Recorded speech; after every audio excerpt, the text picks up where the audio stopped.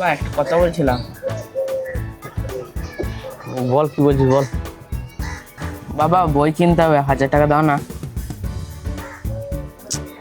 বই কিনতে 1000 টাকা? কি বই নিবি রে, এত দাম বইয়ের? হ্যাঁ 12 ক্লাসের বই না, 1000 টাকাই লাগবে। ও আচ্ছা আচ্ছা, বেশ। এই পয়সাটা আজকে মালিকের কাছে অ্যাডভান্স নিয়েছিলাম রে, কিছু মুদিখানা মাল তোলার জন্য। এই 1000 টাকাই আছে। বেশ ঠিক আছে, তুই বইটা আগে নে তো, তারপর দেখছি। ধর।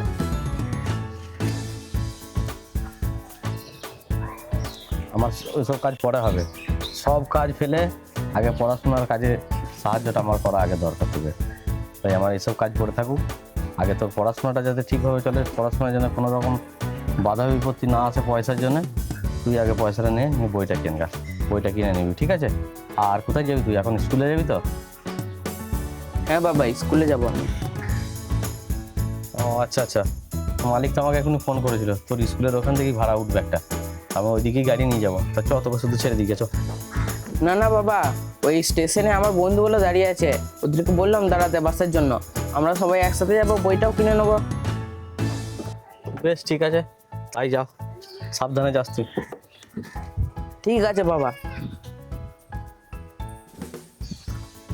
হ্যাঁ পয়সার ব্যবস্থা হয়ে গিয়েছে। একসাথে মিলে সিনেমা দেখতে যাবো, তোর ওখানেই দাঁড়া। হ্যাঁ আমি আসছি, দাঁড়া।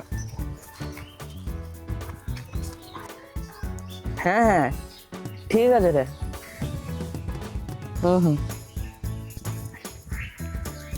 এ বাবু শোন, হ্যাঁ মা বলো। 500 টাকা লাগবে তোর, নিবি? হ্যাঁ ভালোই হয় দিলে। তুই একটা কাজ করে দে, তাহলে তোকে 500 টাকা দেবো। হ্যাঁ কি কাজ বলো, করে দিচ্ছি। তোর বাবা এই ভাড়া খেটে এলো, ভাড়া খেটে এসে খেতে বসেছে, খেয়ে দে আবার কিন্তু ভাড়া বেরিয়ে যাবে। গাড়িটা এদিকে পরিষ্কার করতে হবে, তা তুই একটু করে দে না, তাহলে তোর বাবাকে খেয়ে উঠে আর পরিষ্কার করতে হবে না, গাড়ি নিয়ে তোর বাবা ভাড়া বেরিয়ে চলে যাবে। হ্যাঁ হ্যাঁ 500 টাকা তো পেয়ে যাবো, করে দিচ্ছি করে দিচ্ছি। হ্যাঁ যা, তুই গাড়িটা পরিষ্কার করে দে, আমি তোকে 500 টাকা দিচ্ছি।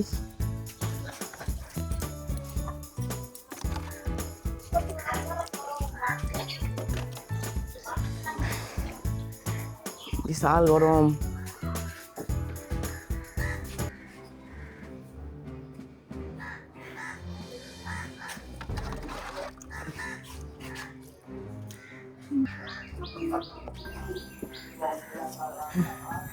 আমার দ্বারা আর হচ্ছে না, যা গরম, বিশাল গরম, আমি আর পারছি না।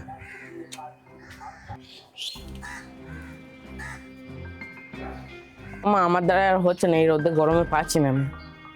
তুই একটুখানি কাজ করতে গিয়ে হাঁপিয়ে যাচ্ছিস, এদিকে তোর বাবাকে দেখ দেখিনি, সারা সারা দিন ভাড়া যাচ্ছে, তারপরে এসে বাড়িতে গাড়ি রাখছে পুড়ছে, আর তুই বাবার পরিশ্রমের এই প্রতিদান দিচ্ছিস। তোর বাবা তোকে কত বিশ্বাস করে বল দেখিনি। তুই স্কুল যাচ্ছিস, স্কুলে গিয়ে ক্লাস ফাঁকি দিয়ে বন্ধুদের সঙ্গে সিনেমা দেখতে যাচ্ছিস। না মা, আমি তো সিনেমা দেখতে যাইনি। তুই আবার মিথ্যা কথা বলছিস। তুই মনে করছিস কি যে আমি কিছু জানি না? আমি সেদিন বাজার গিয়েছিলাম, দেখলাম তোরা 4টে বন্ধু মিলে সিনেমা দেখে বেরিয়ে যাচ্ছিস, দেখে না আমার খুব খারাপ লাগছিল, আবার রাগও হচ্ছিল। আমি সেই মুহূর্তে রাগটা কন্ট্রোল করে নিয়ে তোকে কিচ্ছু বললাম না। তুই আবার আমাকে বড় বড় মিথ্যা কথা বলছিস, আমি কিন্তু সব জানি। মা আমার ভুল হয়ে গেছে, এরপর থেকে আর এমনি হবে না। আমাকে বলে কোনো লাভ নেই, যে তোকে বিশ্বাস করে, যে তোকে ভালোবাসে তাকে বলগা।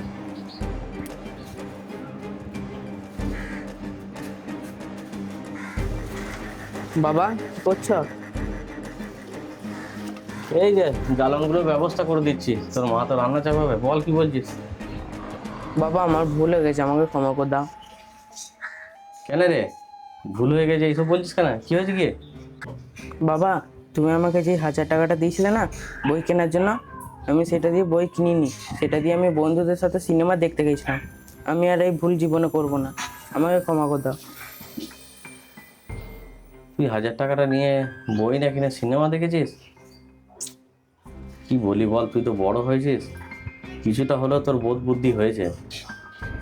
যাই হোক, তুই নিজে মুখে যখন তোর নিজের ভুলটা স্বীকার করছিস, কি আর বলবো তোকে আমি।